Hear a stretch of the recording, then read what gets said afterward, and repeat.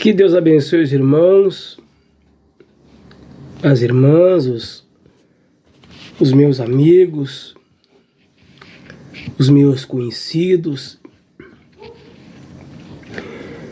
E nessa noite eu quero compartilhar com vocês o testemunho da minha conversão. Faz muito tempo que eu tenho aqui um canal no YouTube que eu mesmo nem sabia. Aí final de semana eu conversando com a minha filha, eu pedi para ela: minha filha, eu tenho vontade de ter um canal no YouTube. Eu já tinha esquecido. Ela disse: pai, ela vinha sempre me pedindo: pai, cria um canal, né? Tu pode cantar, dar teu testemunho. E, enfim, né? Falar das coisas de Deus, né? E hoje eu resolvi compartilhar o meu testemunho com os irmãos aí, né? Da onde Deus me tirou, como Deus fez para me tirar do mundo o qual eu vivia. E hoje eu quero compartilhar com vocês. O nome do meu canal é @evangelismo interdenominacional. Aqui não pregamos placa de igreja, não pregamos. O nosso trabalho é um trabalho interdenominacional. Futuramente eu quero convidar mais alguns irmãos aí para fazer parte desse canal, para trazer um testemunho, enfim, cantar um hino, né? Eu creio que também mais para frente eu vou estar cantando uns hinos, mas hoje não, porque agora já é tarde, né? Não vou cantar. Mas mais para frente aí eu vou convidar alguns irmãos, né? Que eu conheço muitos irmãos da Assembleia, da Apostólica. Então eu quero trazer aqui, até fazer de repente um podcast, né? Para os irmãos pregar aqui, falar algo de Deus. Porque a gente sabe que dentro dessas denominações, irmãos, tem muitos filhos e filhas de Deus, né? Não é porque eu pertenço a algo que eu creio que o outro irmão lá não é filho de Deus. Não, irmão, não, eu não creio dessa forma. Eu creio que dentro da católica tem os filhos de Deus. Eu creio que dentro da adventista tem os filhos de Deus. Dentro da Assembleia tem os filhos de Deus. Tem aquelas pessoas que são sinceros naquilo que creem, porque aprenderam daquela maneira. Não sabem de outra forma, não sabem a forma verdadeira, mas são fiel naquilo que estão crendo, e Deus não vai levar essas pessoas para o inferno. Eu creio que não. Eu creio que não. Né? Às vezes a pessoa crê em Deus daquela forma ali, e está sendo sincera porque não recebeu a revelação verdadeira. Porque a Bíblia diz assim, irmãos, que o oculto pertence a Deus, o revelado pertence a nós. Então às vezes a pessoa Deus não revelou para a pessoa a coisa verdadeira, o verdadeiro caminho, mas a pessoa está crendo da maneira que ela foi ensinada, está sendo sincera naquilo ali, servindo a Deus naquela regra ali. Não teve a revelação verdadeira, mas está sendo fiel naquilo que ela está crendo. Está sendo fiel a Deus na católica, está sendo fiel a Deus na adventista, porque não conhece, não foi revelado a ele. Então Deus disse na sua palavra que o oculto pertence a Deus e o revelado pertence a nós. Aí quando Deus revela a coisa verdadeira para a pessoa, aí já é outro assunto. Bom, foi revelado, então agora eu tenho que seguir esse caminho que me foi revelado.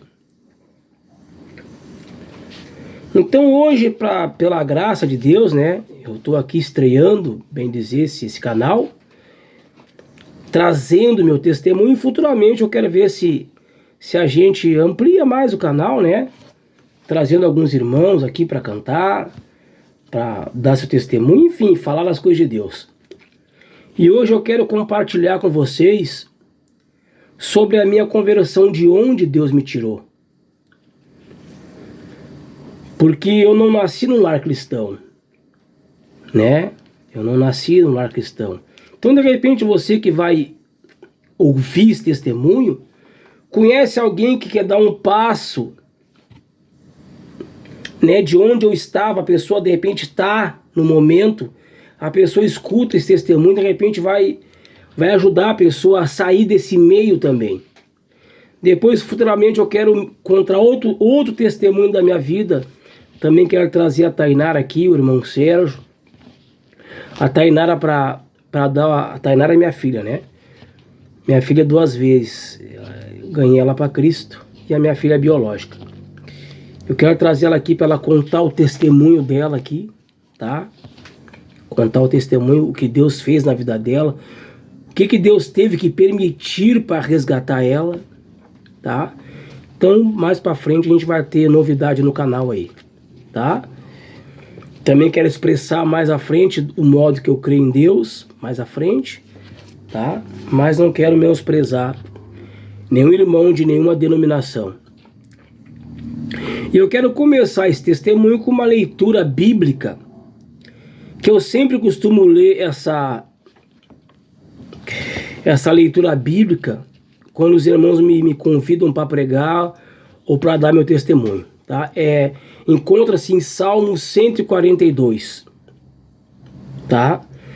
Então vamos ler aqui. Aí você pode acompanhar depois na sua Bíblia, ler, tá? Também. Oração no meio de grande perigo.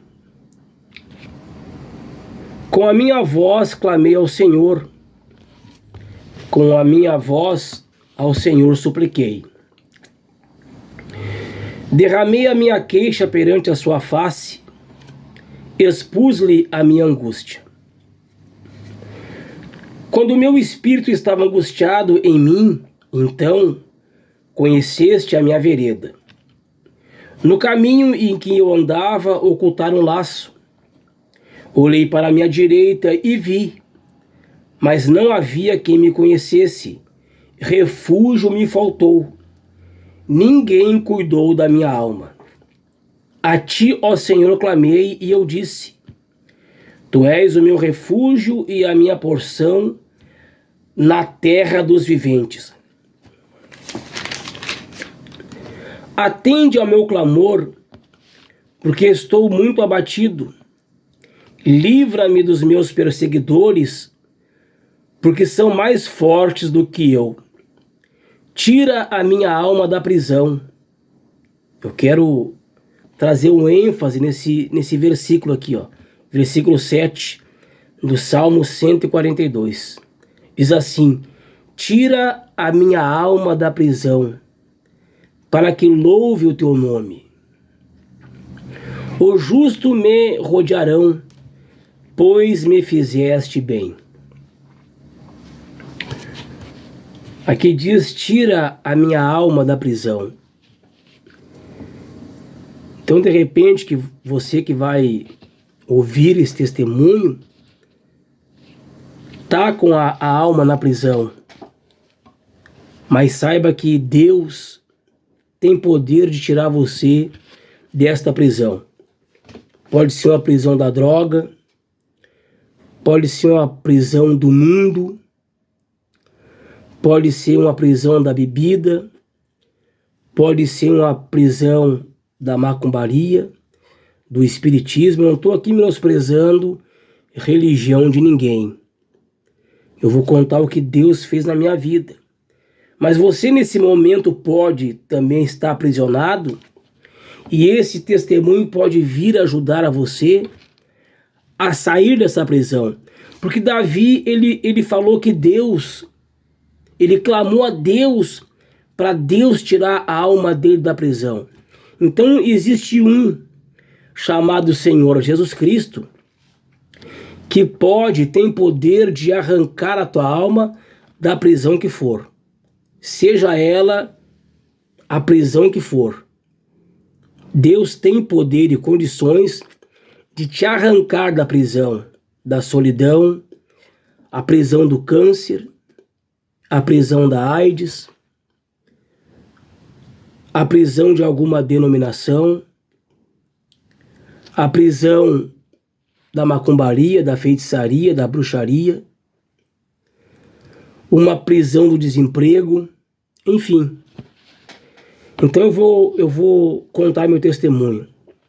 O meu nome é Giro Cirlei, mas o pessoal me conhece por Gilson. Eu até prefiro também que me chame de Gilson, fica mais fácil. Irmão Gilson. O pessoal me chama de irmão Gilson e eu gosto que me chamem de irmão Gilson. E a minha mãe, ela foi uma das maiores mães de santo que existiu aqui dentro de Cachoeirinha e Gravataí, aqui no estado do Rio Grande do Sul. Ela foi uma das maiores mães de santo que existiu nos municípios de Gravataí e Cachoeirinha. Eu me criei nesse meio, no meio da macumbaria. Minha mãe praticava isso em casa e eu nasci nesse meio. Antes de eu nascer, a minha mãe já era uma mãe de santo. Então eu nasci nesse berço. O que eu vou falar para vocês aqui, eu vivi, eu presenciei, eu fui gerado por isto.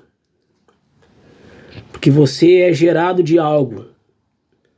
Então Deus tem que tirar essa prisão que você foi gerado. E Deus me arrancou nessa prisão a qual eu fui gerado.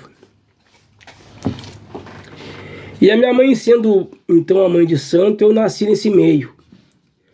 O meu pai era torneiro mecânico, a minha mãe uma dona de casa e envolvida com a macumbaria. E eu então nasci nesse meio. Certa feita a minha mãe tinha uma mãe de santo chamada Tuxa. Era o apelido dela, mas o nome dela era Ana. Chamava ela Tuxa do Chapanã. E a minha mãe era o braço direito dessa mulher, né? E eu tinha 3 anos de idade. E a minha mãe tinha que fazer um ritual, a minha mãe tinha que ir para o chão. Irmão Gilson, o que é ir para o chão? A pessoa, eles fazem um ritual lá que é uma matança de animais, né? De galinha, de galo, de carneiro, de cabrito, de pato, de ganso. E eles colocam o sangue desses animais na cabeça das pessoas. Enrola um pano ali e a pessoa passa a dormir no chão. A ficar ali 7, 8, 10, 15, 16 dias no chão com aquele sangue na cabeça daquele animal, daqueles animais, ou de cabrito, ou de galinha, ou de pato, enfim.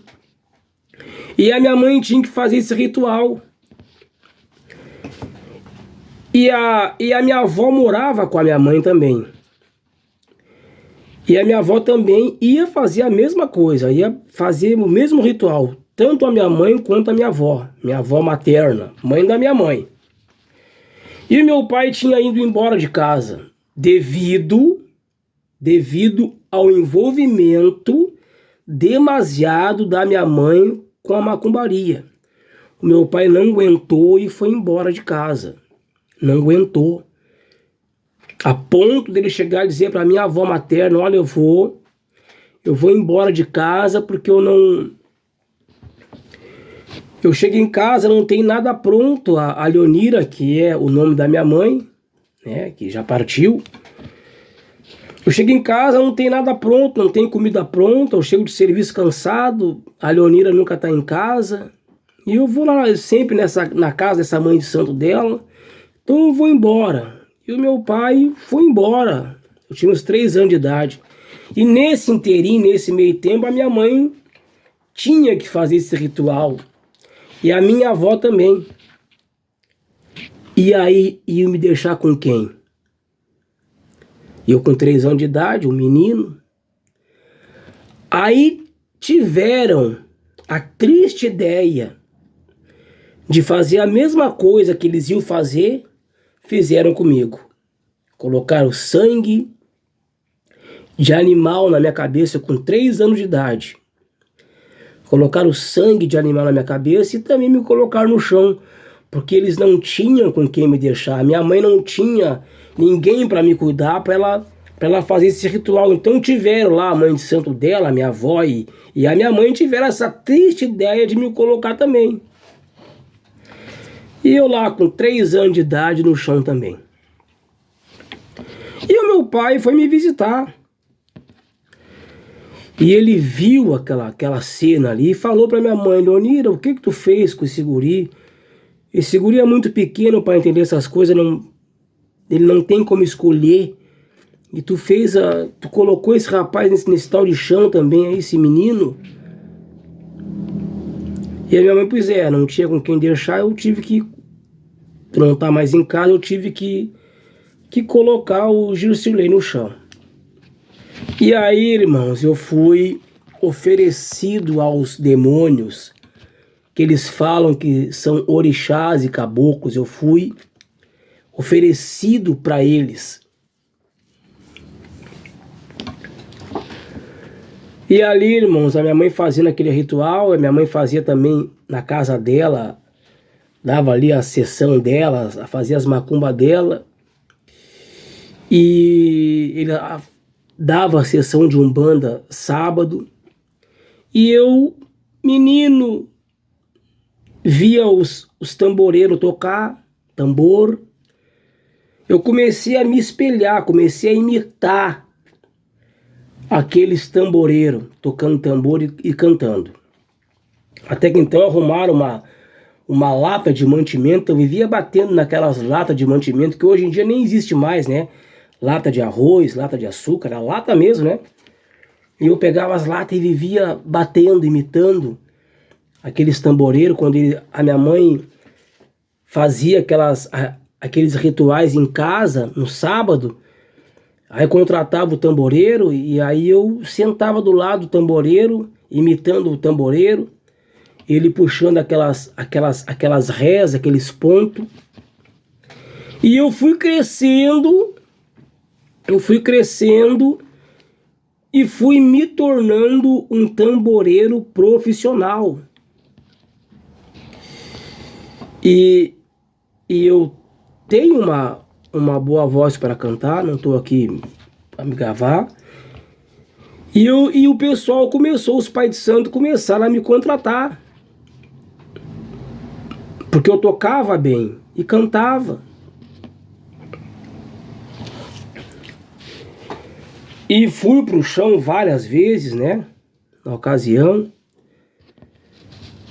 E quando eu me dei por conta, eu já era conhecido, né, conhecido no meio, nesse meio, né, tocava tambor, tinha uma boa voz, e me tornei um profissional. Me colocaram, me aprontaram nesse meio para me tocar. Eles falam assim, me deram um axé para me tocar, sabe? Me aprontaram para me tocar, me prepararam para os demônios para me tocar, para aqueles demônios, para aqueles orixá, para aqueles orixá que hoje eu sei que são demônios, né? E eu fiquei conhecido, porque eu tocava muito bem. Fiquei conhecido aqui em Cachoeirinha, Gravataí. E na minha meninice, né, na minha adolescência, na minha fase adulta, eu me aperfeiçoei nesse meio, e tocar e cantar aqueles cânticos afro que eles chamam de reza. Aí cada demônio são 12 demônios, né? Numa hierarquia de 12 demônios, e cada demônio daquele, num ritual de nação, que é o batuque, cada demônio daquele tem mais de 10, 12, 20 reza, 20 cânticos. E eu sabia todos eles. Aprendi. Sabe como é que eu aprendi aquilo? Botando fone no ouvido e ouvindo outros tamboreiros. E eu aprendi. Aprendi aquilo de cor e salteado. E eu comecei a ter uma agenda. Então, fui criado nesse meio. Para mim era normal ver minha mãe matar bicho, ver os pais de santo matar bicho, ver animal, que eu digo, né? Bicho é animal, ver animal morrer, carneiro, cabrito. Para mim era a coisa mais normal do mundo. E eu gostava de fazer aquilo ali. Eu era pago e bem pago para fazer aquilo ali. Mas eu sempre trabalhei. Eu tinha isso como um bico. E aí eu fui trabalhar num transporte coletivo aqui em Porto Alegre, que é até hoje, né? Tá meio entrando em extinção, mas ainda existe o transporte coletivo, que é as microlotações em Porto Alegre, né? As micrinho, aquelas vermelhas, né? E eu fui trabalhar ali. E tocando Viamão, tocando Gravataí, Cachoeirinha, tocando em todo lugar, tinha uma agenda. E para mim era a coisa mais normal, porque eu me criei nesse meio. Eu me criei tocando, me criei cantando, sabia o que estava fazendo. Era pago, muito bem pago, como se fosse hoje uns R$300 por noite. Eu tocava 3 vezes por semana. Eu tinha uma agenda, né? Os pais de santo me contratavam. E conheci muitos tamboreiros nesse meio, que eles chamam de alabê. Eu tinha até a carteirinha de alabê. E conheci também algumas mães de santo, pai de santo, porque a minha mãe era muito conhecida, né? Nesse meio. Minha mãe, quando dava essas festas de batuque, a rua onde nós morávamos fechava de carro, os dois lados, porque era muita gente, ela era muito conhecida. Não porque ela tivesse dinheiro, mas ela era bem conhecida nesse meio. E automaticamente eu fiquei conhecido também. E aí eu fui trabalhar nas micro, que eu sempre trabalhei. Fui trabalhar de fiscal, largador no centro ali, né? E eu tinha eu comecei a trabalhar nas microlotações, eu tinha uns 18 anos. Eu me tornei tamboreiro profissional mesmo aos 26 anos. Eu tocava, mas eu fui me tornar profissional aos 26 anos. Mas sempre toquei e sempre cantei. Mas eles me profissionalizaram no meio, eu tinha 26 anos de idade. Estava bem conhecido, tinha uma agenda. E eu tenho um primo, o nome dele é Lisomar, e ele tocava comigo, né? Eu tocava tambor e ele tocava argê. Então nós ia para as festas de batuque, tocar, ia para as matanças. Então eu puxava aqueles cânticos afro que ele respondia, né? Então ele era meu auxiliar ali, né? Ele respondia aqueles cânticos afro. Então nós tocávamos por tudo, né? Nós tínhamos uma agenda. Aí uma certa feita eu tinha tocado um batuque a noite toda, e eu tinha uma camisa assim que eu ganhei de um tio meu, que ele trabalhava de motorista de turismo. Ele trouxe lá da Bahia uma camisa assim, e em cima de assim, orixás. Aí aparecia todas aquelas figuras daqueles orixás assim, né? Aí eu toquei um batuque a noite toda, e domingo eu fui comer um churrasco na casa da minha sogra, da minha ex-sogra. E eu cheguei de manhã lá, né? De manhã na casa da minha sogra, chegou Cheguei lá de manhã, cumprimentei todo mundo na mão, né? Minha sogra, meu sogro, né? Aí tinha uma senhora ali, a dona Dalva, nunca me esqueço, ela era sogra do meu cunhado. E ela era uma mulher crente, de doutrina, cabelo comprido, saia. Eu cumprimentei todo mundo na mão. Todo mundo na mão, cumprimentei. Ó, tudo bom, minha sogra, dei um beijo na minha sogra, meu sogro. E eu levei a mão assim, cumprimentei ela.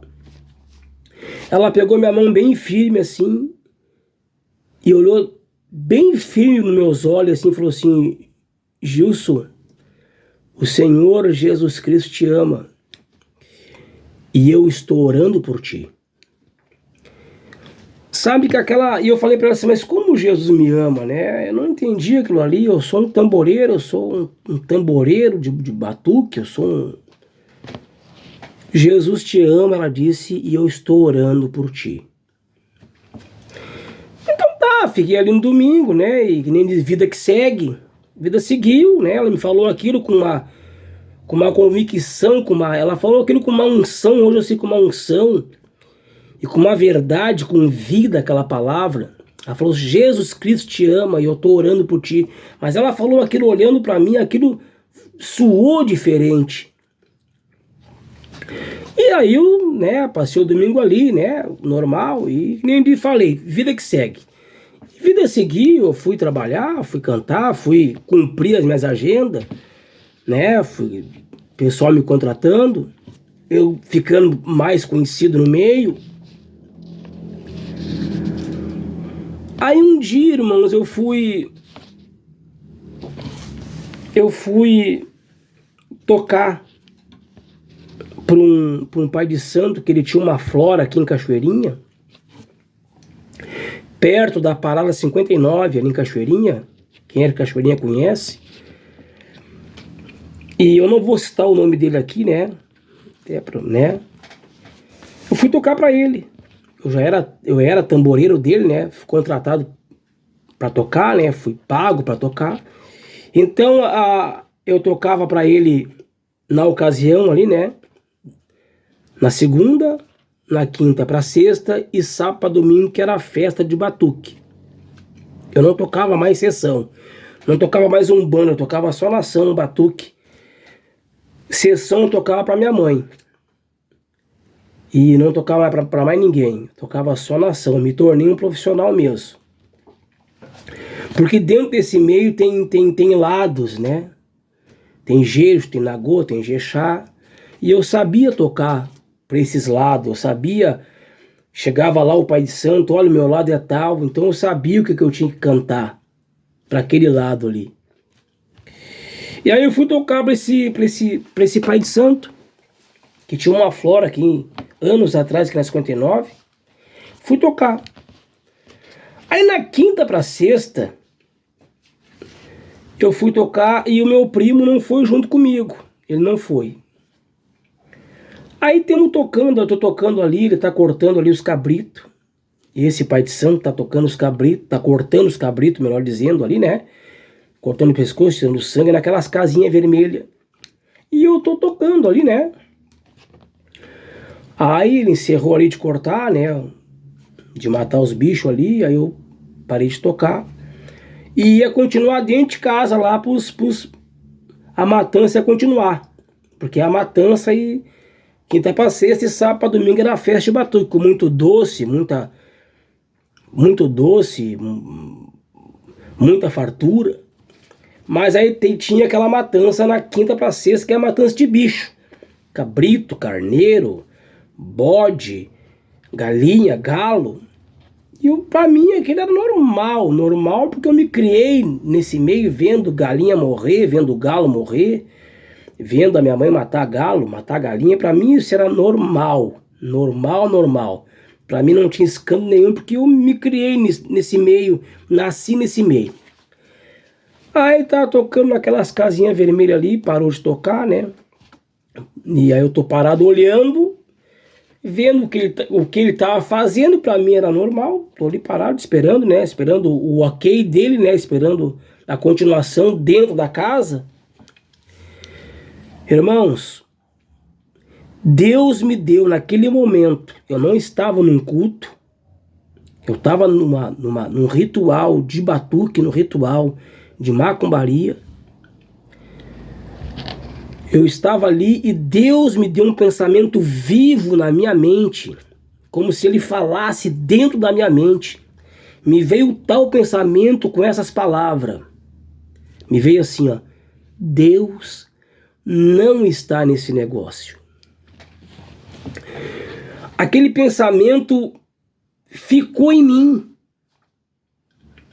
Aquele pensamento ficou, eu creio que Deus falou através daquele pensamento. Deus era aquele pensamento. Porque aquilo ficou em mim, não saiu mais aquilo. A ponto de eu não ter mais inspiração para cantar e tocar. Quando nós passamos para dentro de casa para dar continuação para o ritual, para os demais orixá lá dentro da casa, eu senti que eu não cantava e nem tocava mais com aquela inspiração. Eu senti que aquele pensamento tirou aquela inspiração de mim, tirou aquela unção de mim de cantar e tocar. E eu tocava muito bem, irmãos, tocava mesmo. E aí eu fiquei assim de um jeito, meu Deus do céu, mas eu não tô bem. Aí tá, encerrou ali aquele ritual, fui pra casa, fui trabalhar, né? Sexta-feira eu tinha que trabalhar, saí dali, fui em casa, fui trabalhar. E aquele pensamento, aquilo ficou em mim, sabe? Aquilo ficou que aquilo me marcou por dentro, me marcou. Deus não está nesse negócio. Aquilo simplesmente ficou em mim, a ponto de me tirar a inspiração de cantar e tocar. Eu tocava e cantava, mas não tinha mais inspiração. Aquela unção maligna para cantar e tocar não me atingiu mais. Quando existe duas unções no mundo: a unção de Deus, que usa o pregador e o cantor do lado de Deus, e a inspiração do diabo, que usa as pessoas que estão no mundo, cantor. É uma unção, atinge aquela unção da vida para o que a pessoa está cantando. Quando a pessoa está pregando numa unção de Deus, aquela pregação sai com vida. Quando a pessoa está cantando um hino na unção de Deus, aquela unção traz vida ao hino. Então aquela unção maligna que trazia vida para aqueles cânticos, trazia vida para aquele toque no tambor, não me atingiu mais. Que nem diz, eu estava cantando e tocando na letra. E outra, preocupado com aquele pensamento que Deus não estava naquele negócio. Parece que foi uma revelação, me revelou, mas isso aqui não é de Deus, isso aqui é do diabo, isso aqui. Se descortinou para mim que aquilo ali era diabo. Mas isso aqui não é. Se Deus não está aqui, então quem é que está? Aí sábado para domingo, sábado eu fui tocar o batuque, porque quinta para sexta eu toquei a matança e sábado para domingo era o batuque. E eu fui tocar, cumpri o meu compromisso, cumpri minha agenda, porque o homem tinha me pago a metade do dinheiro, não sei se tinha pago a metade ou todo, não me lembro, mas eu tinha um compromisso de concluir aquela agenda. E fui, aí o meu primo foi junto comigo. Aí eu cheguei lá, apertei o tambor, mas eu não estava bem. Desde aquele pensamento. Eu não fiquei bem mais, eu não fiquei mais, eu fiquei estranho. Aí apertei o tambor, né? Apertei o couro do tambor, né? Que se aperta o tambor, né? Sentei no coreto. O meu primo sentou do lado direito. E eu falei pro meu primo, assim, Lisomar, eu não tô bem. Ele, sim, o que foi, Girce? O que tá sentindo? Não tô sentindo nada, mas eu não tô bem. Só que eu não falei pra ele aquele pensamento que tinha me atingido. Eu fiquei quieto, porque nem pra minha mãe, não falei nem pra minha mulher, fiquei quieto. porque eles não entender, fiquei quieto. Toquei aquele batuque sem a unção, sem aquela inspiração, sem aquela vida maligna, aquela unção maligna, né? Toquei aquilo a seco. Fui para casa, passei aquele final de semana, fui trabalhar na segunda-feira. Na ocasião eu trabalhava na lotação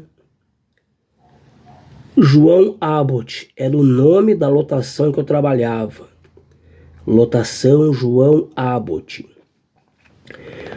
Na rua Doutor Flores, em Porto Alegre, centro de Porto Alegre. Isso em meados de 98. Eu tinha 28 para 29 anos. E eu trabalhava de largador na lotação João Abbott. Nem existe mais a linha hoje. E atrás da lotação João Abbott, na Doutor Flores, tinha a lotação Ipiranga PUC. Ficava bem na esquininha da Doutor Flores com Otávio Rocha. E trabalhava ali o largador João, chamado João. E nós ficava assim, perto um do outro, 5, 6 metros longe um do outro. Ele soltava a lotação Ipiranga PUC. E eu soltava a lotação João Abbott, né? Nós ficava ali conversando, ele era muito meu amigo mesmo na ocasião, muito meu amigo. E nós fumava cigarro junto, quando ele não tinha, eu tinha, nós fazia aquela zoeira toda no centro ali, né? Tava sempre se arreando nos outros, nós tava, enfim.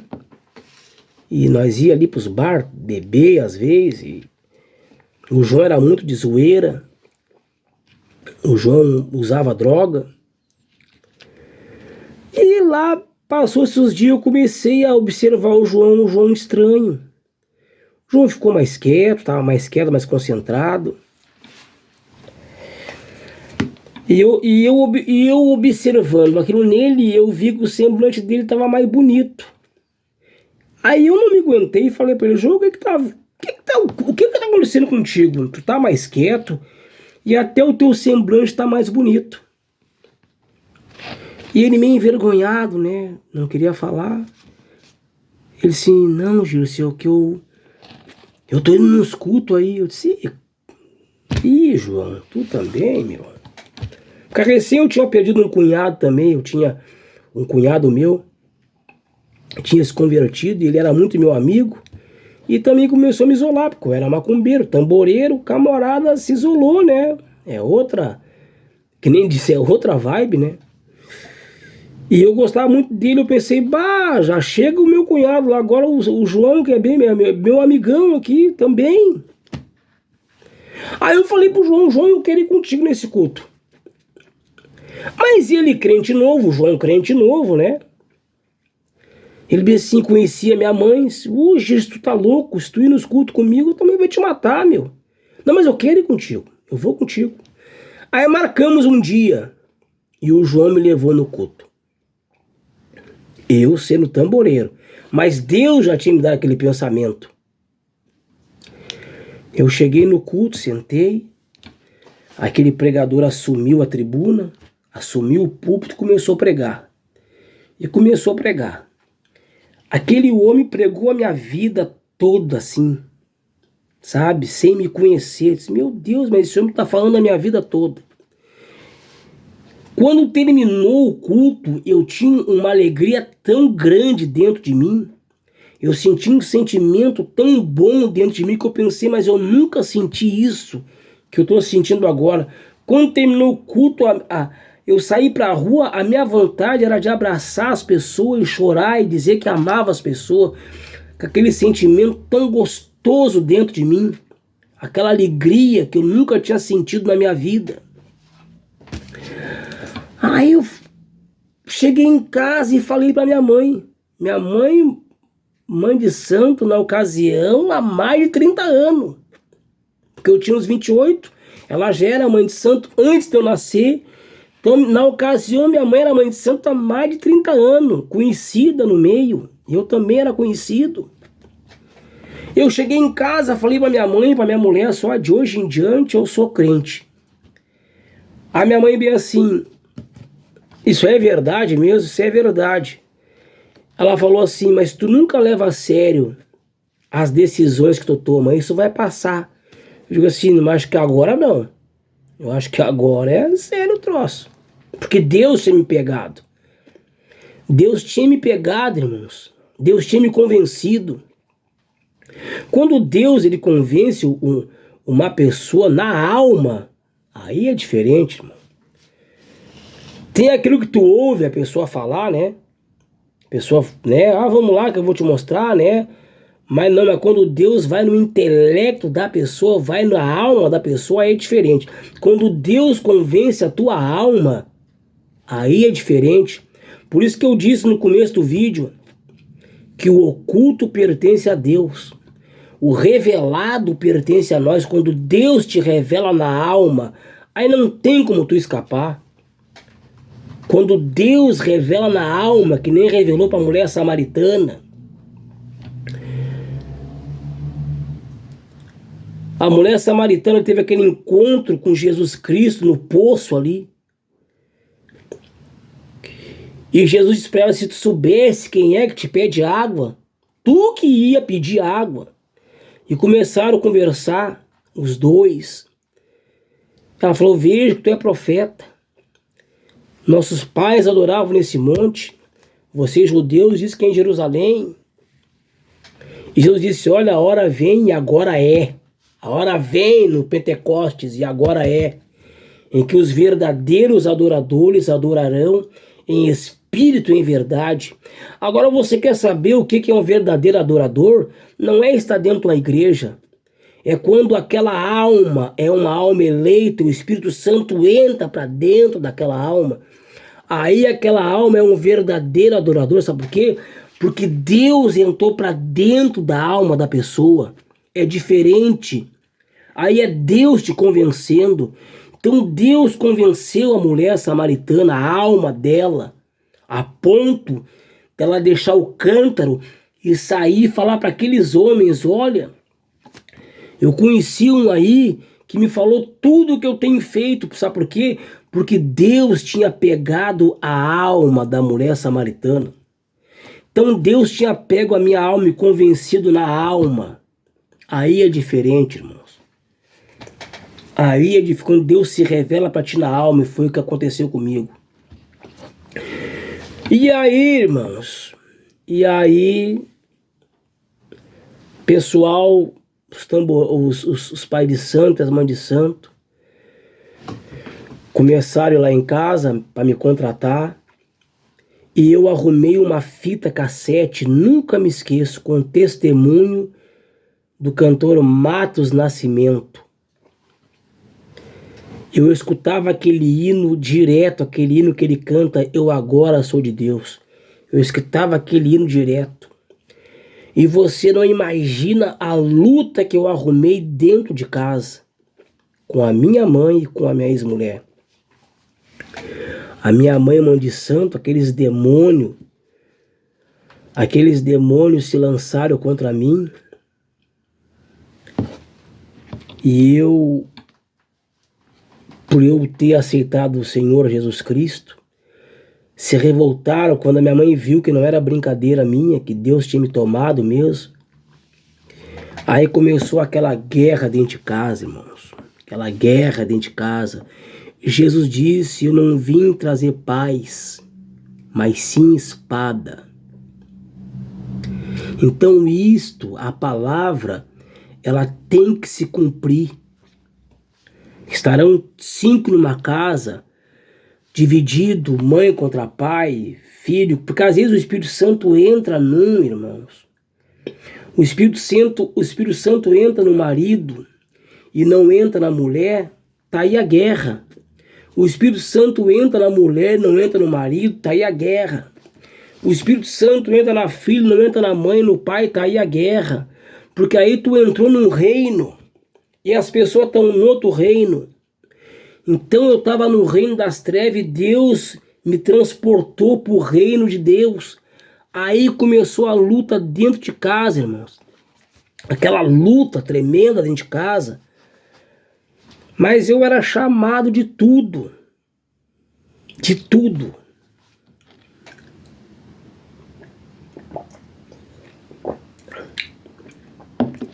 Eu era chamado de tudo, irmãos. Eu era tratado como um cachorro sarnoso. Minha mãe não podia me ver. Minha mãe, quando me via, ia vomitar. Sabe o que é isso?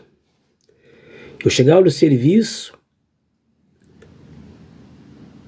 ia abraçar minha mãe, ela, mas sai de perto de mim, mas nem chega perto de mim que eu vou vomitar, e saía. Saía ansiando, assim, com ânsia de vômito.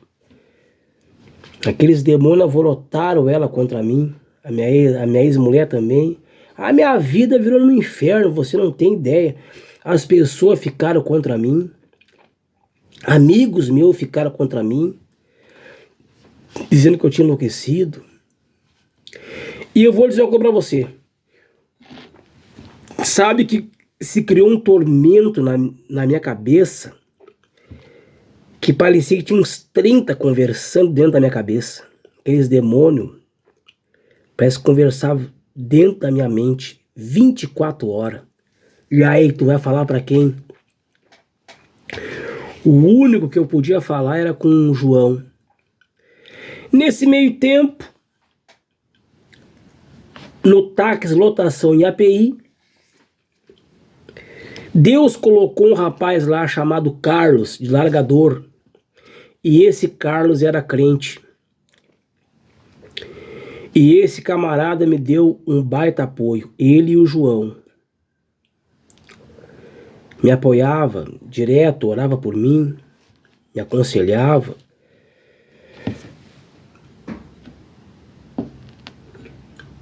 E eu naquela luta dentro de casa com a minha mãe, com aqueles demônios.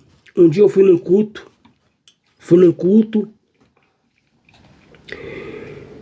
E terminou o culto, eu vim pra casa. Culto perto de casa. Eu vim a pé, né, que era perto, uns 10 minutos de casa, e era um sábado. E a minha mãe dava sessão de umbanda, um sábado sim, um sábado não. E naquele sábado a minha mãe estava dando essa sessão de umbanda. E nós morávamos no mesmo pátio. Era fundo com fundo, né? Eu tinha meu pátio, a minha mãe tinha um dela, mas os pátios eram juntos. Quando eu cheguei em casa, eu percebi que eu não tinha pego a chave para abrir a minha porta. E a minha mulher estava lá na sessão da minha mãe. E agora para pegar minha chave? Aí tinha um conhecido meu, com a janela lá do salão da macumba da minha mãe, eu estava na janela. Ele me chamava de Márcio. Ô, negão Márcio, tudo bom? Tudo bom? Eu sou fulano. Pede pra minha mulher pegar aí a chave e trazer pra mim aqui. Eu quero entrar dentro de casa. Eu tinha vindo do culto, irmãos. E fiquei na frente da minha porta esperando a chave pra abrir, a minha mulher trazer a chave pra abrir a porta. E demorou. Aí veio a minha mãe incorporada, com demônio. Me olhando firme e pisando firme no chão, me olhando, assim, firme. Com a minha chave da minha casa na mão. Me deu a chave na minha mão, segurou a minha mão e falou assim, olhando na minha cara, se tu é crente, tudo bem, mas tu não tenta levar o meu cavalo, a minha, que tu vai te haver com nós. E eu peguei a chave da mão dela e pensei, bom, eu conheci um que é mais forte que vocês tudo aí, que é o Senhor Jesus Cristo. E entrei dentro de casa com medo.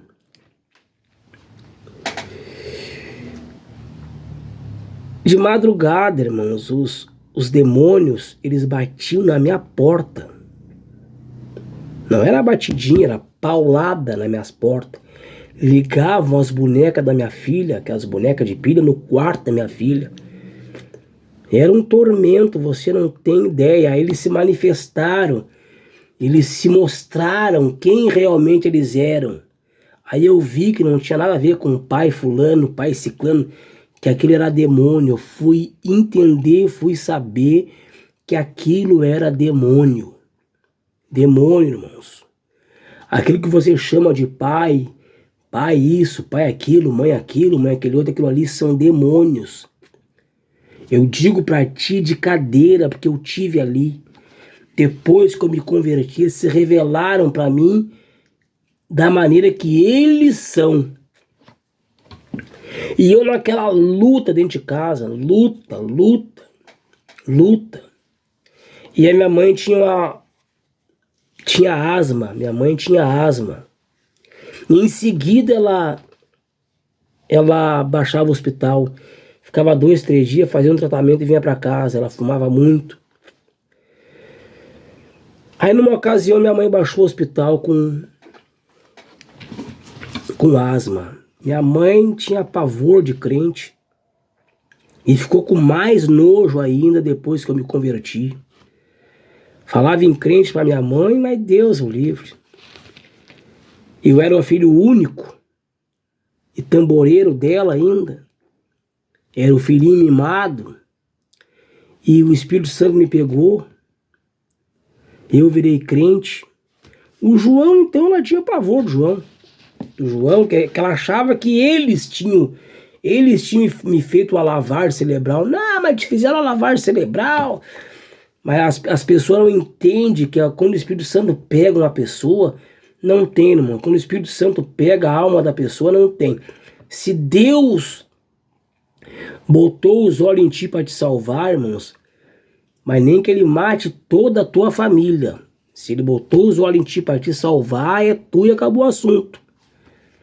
É tu e acabou o assunto, irmão. Se Deus botou os olhos num homem, numa mulher para salvar, sai da frente. Deus tinha um povo lá preso no Egito.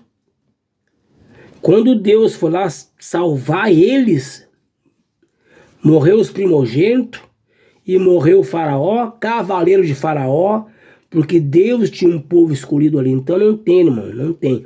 Quando Deus bota os olhos numa mulher, num homem, se Deus te tem na eternidade, ele te salvou, não tem pra ninguém, irmão. Não tem. Dá até morte. E eu naquela luta dentro de casa, minha mãe tinha asma, minha mãe numa ocasião baixou o hospital. Não sabe, irmãos, a luta que eu passava dentro de casa.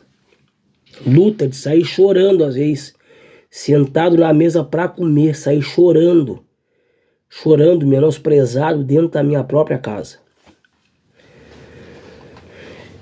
E o diabo pegou elas de uma maneira assim que vocês não têm ideia. Vocês não têm ideia.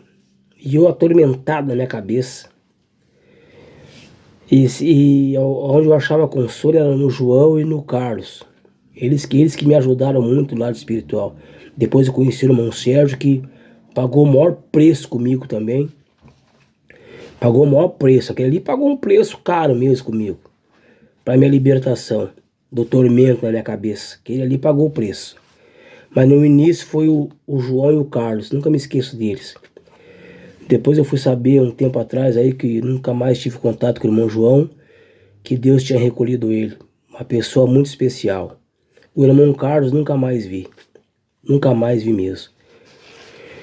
E aí minha mãe baixou o hospital, irmão. Tinha problema de asma, baixou com asma. Tinha pavor de crente, não podia falar em crente. Baixou no Conceição aqui em Porto Alegre. E aí no meu intervalo do meu trabalho, que eu era largador na João Abbott, eu ia ver ela. Meu intervalo dava bem certinho no horário da visita. Eu pegava a lotação, descia na frente do hospital e ia ver minha mãe. Hospital Conceição aqui em Porto Alegre. E ela não ficou 2, 3 dias. Não ficou. Minha mãe ficou e não dava alta. A saúde, a asma oscilava, ficava bem, daqui a pouco ficava mal, bem, mal. E ali daquele jeito. Eu ia visitar ela assim, era menosprezado. Bah! Chegava lá, tava os filhos santos dela lá. Pior ainda, caía ela lá. Aí ela me humilhava mesmo. E eu naquele sofrimento, uma luta dentro de casa com a minha mulher. Ah, Deus o livre, você não tem ideia. Aí eu tive uma discussão feia na ocasião com a minha mulher por causa do evangelho, que ela me culpava pela minha mãe estar daquele jeito. Eu disse, mas eu não tenho culpa, criatura, o que eu tô fazendo aí? Eles achavam que a culpa era minha. Tu vai matar tua mãe tá desgostosa, né? Tua mãe não tá mais bem por causa de ti, porque agora tu é crente, que esses negócios de crente aí. E só, vocês pensam o que vocês quiserem, pensam o que tu quiser. Deus me pegou, tu quer que eu faça o quê? Deus me descortinou, me revelou o que é esse negócio de batuque, me revelou pra mim. E outra coisa, irmãos, eu gostava de tocar, eu tocava muito bem, cantava, era pago, eu sabia o que eu estava fazendo, eu gostava. Deus me chamou no amor mesmo. Eu gostava de fazer aquilo ali. Mas Deus me pegou no amor. Enfim, aí um dia eu tive uma discussão feia, e era um feriado, aquele feriado de novembro, acho que é 15 de novembro. A minha mulher, tu não vai lá ver tua mãe? Eu disse, não vou. Não vou, nós discutimos, aí não tem clima para hoje, não vou visitar a mãe. Aí eu peguei e fui para casa do Carlos. Era um feriado. Cheguei lá de manhã, umas 9h30, 10 horas. Ele, quando viu, ficou muito faceiro. Aí tomamos um café. Ele disse assim, fica para almoçar com nós aí. Aí fomos lá no açougue, compramos uma carne, né? A esposa dele fez um almoço para nós. Eu fiquei ali, desabafando com ele ali, né? Pra ter um lugar para me interter, porque não tinha onde ir. Os amigos do mundo me largaram, né? Eu não tinha mais como conviver com eles. Naquele meio eu não conseguia conviver mais, né? Que era pagode, era festa, zoeira, porque Deus me pegou, eu não tinha mais como conviver. E eu não tinha mais para quem desabafar o que eu estava sentindo. Falar para quem? Para eles zombar de mim? Então eu ia para casa do Carlos ou para casa do João. Fui para casa do Carlos naquele feriado. Passei o dia todo lá. Aí ele veio assim para mim, ô Gilson, hoje vai estar uma pregadora na nossa igreja aí. É o Clóvis Martins. Ele foi ex-macumbeiro. Tu não quer vir assistir o culto aí? Ouvir a pregação? Bárbaro. Só vou em casa então tomar um banho, trocar de roupa e volto. Não, tranquilo. Aí quando eu me levantei do sofá para vir embora, ele bem assim, vamos orar, antes de tu ir embora, vamos orar. Aí tava eu, ele e a companheira dele. Aí fechamos os olhos, começamos a orar, e a mulher dele começou a falar em língua. Eu não entendia muito bem, porque eu era crente novo, né? Não entendia aquelas línguas, né? Pra mim aquilo ali, não sabia o que era. Quando terminamos a oração, ela pegou e falou para ele assim, pro Carlos, a esposa dele falou para ele, pro Carlos, olha, tu vai lá naquele hospital e ora por aquela mulher, que eu quero fazer a obra na vida dela. Assim diz o Senhor. Eu ouvi aquilo ali, mas eu não tinha experiência, não entendia. O Carlos virou para mim e falou assim, Gilson, Deus usou a minha esposa para falar comigo, para mim lá no hospital orar pela tua mãe. Deus falou isso aí, tu ouviu agora, então é isso aí. Para mim lá no hospital orar pela tua mãe, que ele quer fazer a obra. Mas eu não vou, Gilson, porque a tua mãe é macumbeira há muitos anos, eu não vou para não arrumar uma luta grande para mim. E eu falei assim, ó Carlos, tu quer ir, tu vai, não quer ir, não vai, contigo. E fui para casa, né? Ia no culto de noite. E a minha mãe nunca tinha aceitado a oração de ninguém, nunca aceitou. Quando a minha mãe estava internada no hospital, que eu ia ali meio-dia, na hora da visita, visitar ela, então sempre estavam ali os irmãos de outras igrejas, ali da Deus é Amor, Assembleia, aqueles irmãos que visitam o hospital. E eu dizia pra mãe, deixa os irmãos orar por ti. A mãe, mas bem capaz que eu vou deixar. Eu não vou deixar, não. Tem pavor de crente, tem nojo de crente. Então a minha mãe nunca aceitou oração de ninguém. Aí eu fui pra casa, né? Voltei, tomei banho, me troquei, voltei pro testemunho, voltei pra casa, voltei pra ouvir a pregação, né? Fui para casa e no outro dia eu tinha que trabalhar. Aí no outro dia eu fui trabalhar. Quando deu meio-dia no meu intervalo, peguei o transporte, fui até o Hospital Conceição para ver minha mãe, porque todos os dias eu ia ver ela, só não fui naquele dia que Deus deu o recado para mulher, para o Carlos, que eu passei aquele dia com ele. Tu vê como é que é os planos de Deus. Aí eu fui lá visitar minha mãe. Cheguei lá, eu olhei assim no corredor, tá minha mulher conversando com os médicos. A gente não tava se falando, eu passei por ela. Quando eu passei por ela assim, ela me botou a mão no meu peito. Ô Gir, só um pouquinho. Tô conversando com os médicos aqui, a tua mãe tá na UTI. Eu disse, capaz, tua mãe tá na UTI. E eu comecei a chorar. Não chora, porque nós vamos lá ver ela, tu vai deixar ela mais nervosa se ela estiver chorando. Se ela estiver chorando, tu chega lá chorando, tu vai deixar ela mais nervosa ainda. Aí eu comecei a chorar pensando, né, na possibilidade da pessoa morrer sem Jesus. Eu comecei a pensar, mas se essa mulher morre sem Jesus, como é que vai ser? Como é que vai ser? Aí eu comecei a chorar, ela tentando me acalmar, minha ex-esposa tentando me acalmar. Aí eu calmei os ânimos, parei de chorar.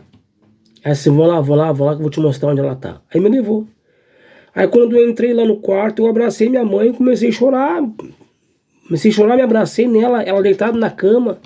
E a minha mãe me consolava, disse assim, calma meu filho, a mãe tá bem.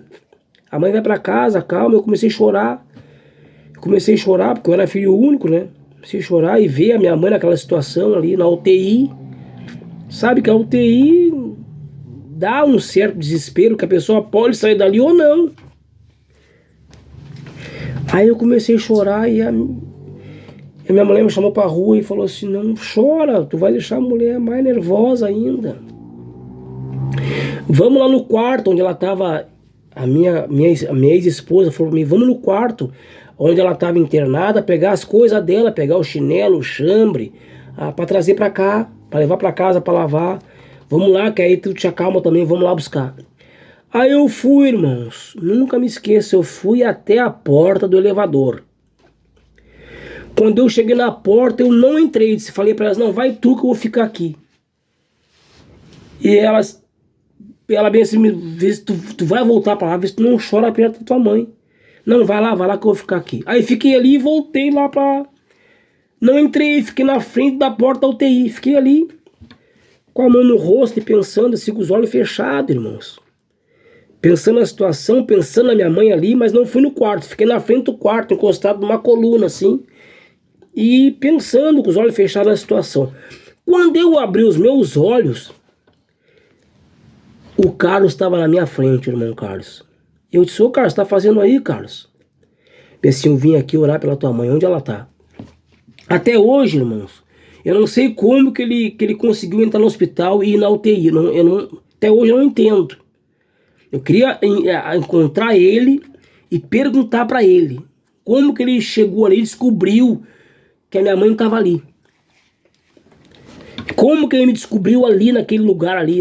Eu não entendo, porque ele não foi comigo, ele disse que não ia ir. Que isso foi um mistério. Uma hora que eu encontrar ele, eu vou perguntar para ele como que ele chegou ali.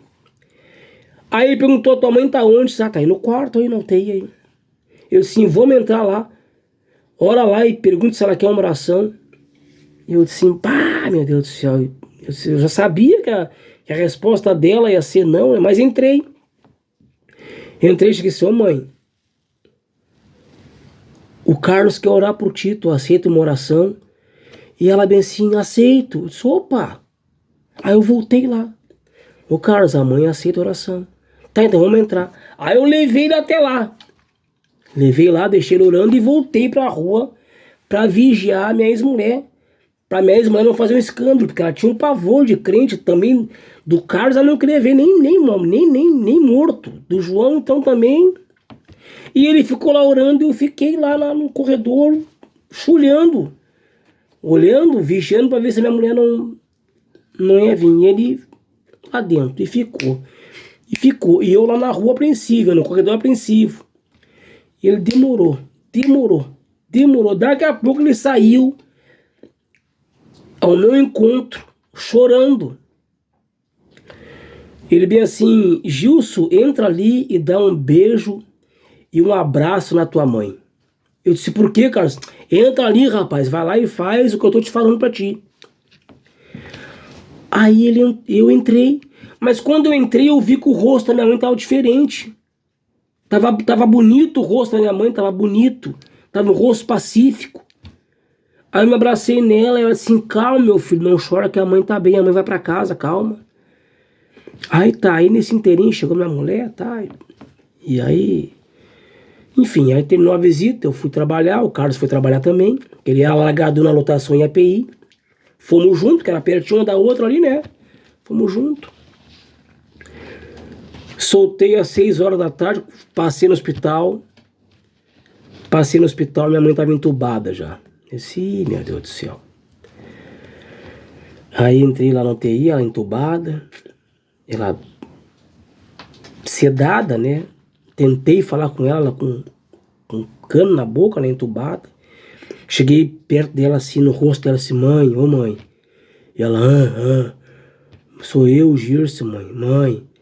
Aí chegou a enfermeira lá, ela começou a lutar com os aparelhos. A enfermeira, dona Leonira, não luta com os aparelhos. Aí deu uma injeção nela, pum. Aí eu fui pra casa. Era umas 11 horas da noite, o hospital me ligou. Aí falaram pra mim voltar no hospital lá, que tinha dado uma burocracia nos papéis, que eu tinha que assinar os papéis. Não falaram pra mim o que era, né? Eles não falam por telefone.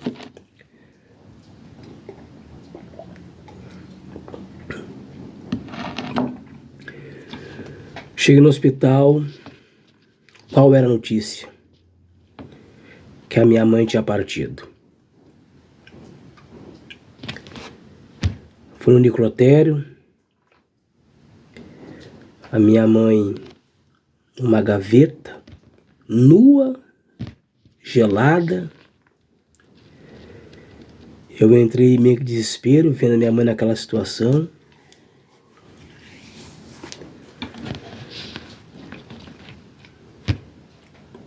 E agora? Parece que o chão sai debaixo dos teus pés, a esperança acaba. O que pensar nesse momento, né?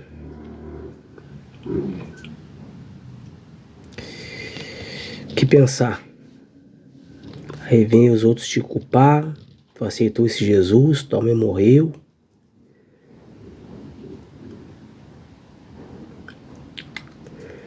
Aí eu comecei a perguntar para Jesus: Jesus, tu não tem obrigação de me falar nada, de me responder nada, Senhor. Tu é Deus, tu faz o que tu quer.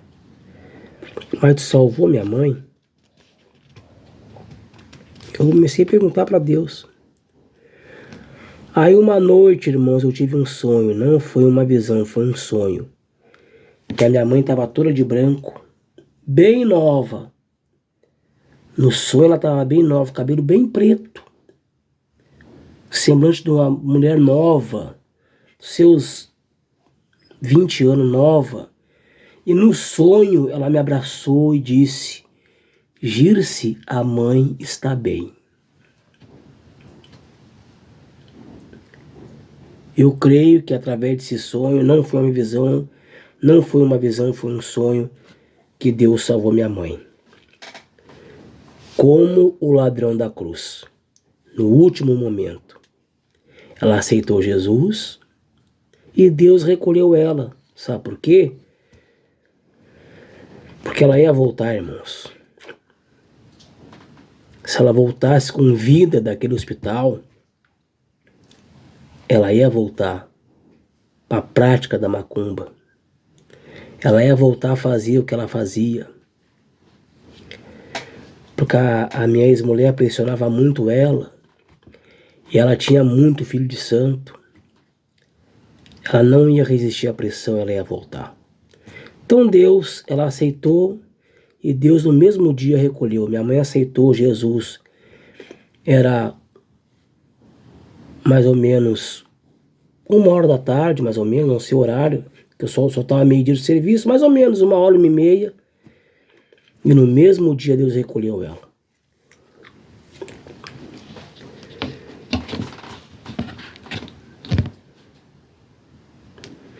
Mas, segundo o sonho que Deus me deu, creio que foi Deus que me deu, ela está salva. E às vezes eu me pergunto, Senhor, salvou minha mãe?